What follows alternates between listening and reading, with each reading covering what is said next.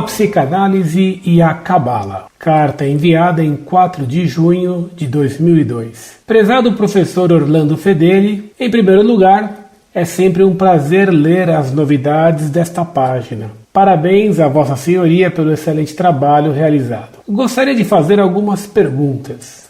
Primeiro, o senhor afirmou que a psicanálise é uma falsa ciência, sendo uma derivação da gnose cabalística. Confesso que não entendi, por não saber o que é gnose cabalística.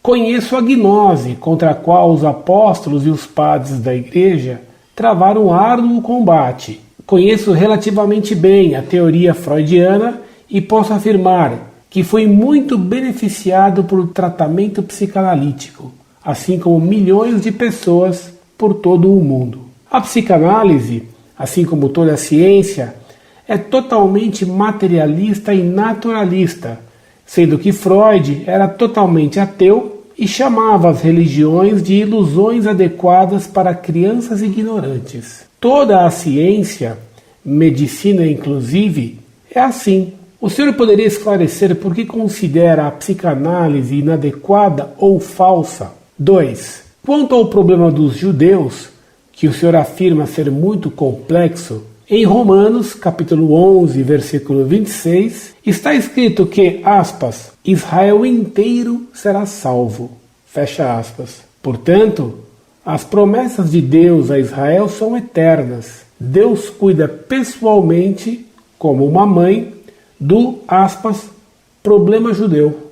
Ou não? 3. O senhor fala do capítulo 8 de Ezequiel como sendo uma prática gnóstica pós-exílio, no tempo de Esdras, mais ou menos 450 a.C.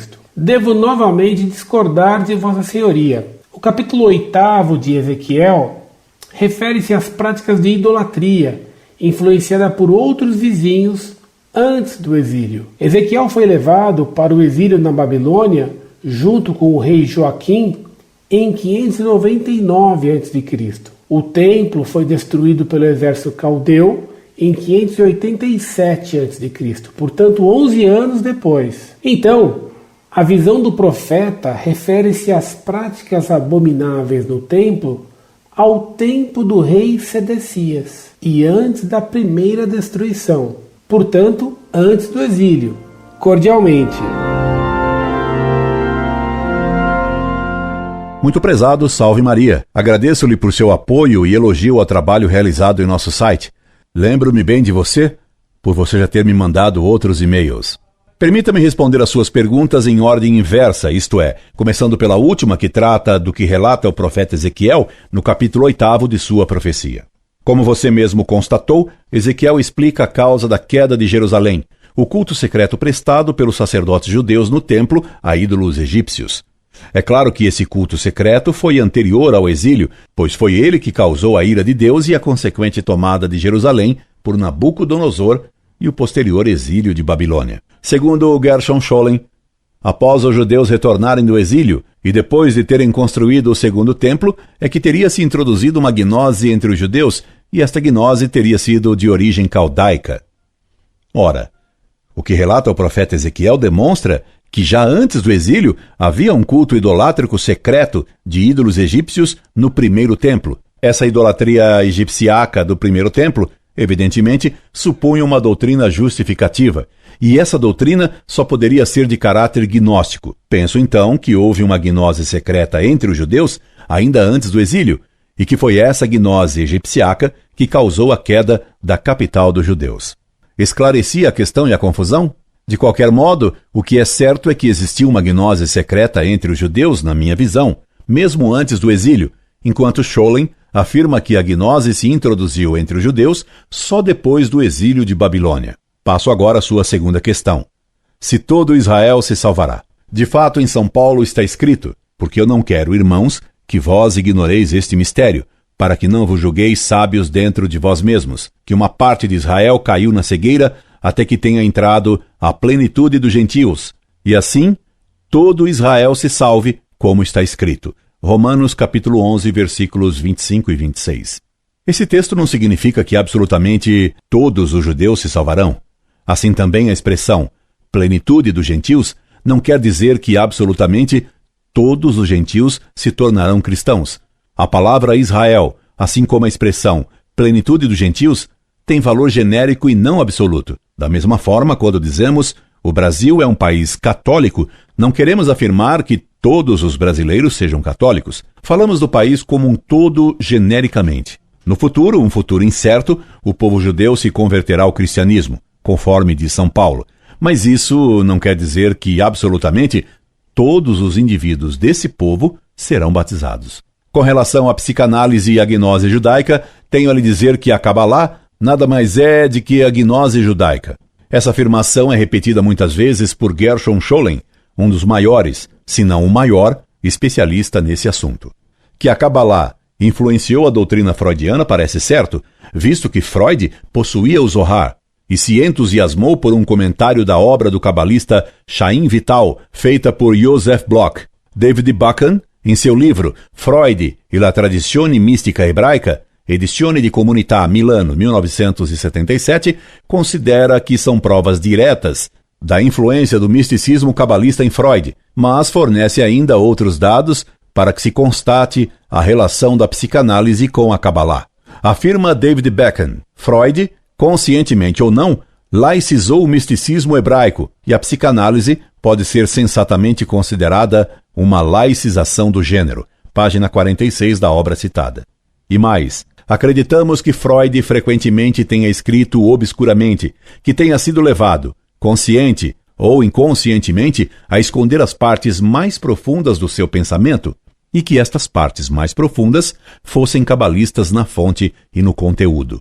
Página 54. Buchan afirma que o ensaio de Freud sobre Moisés é uma simbólica afirmação sabataiana de liberdade contra as severas restrições do pensamento e a ação, que foram a estratégia vital dos hebreus da Europa Oriental.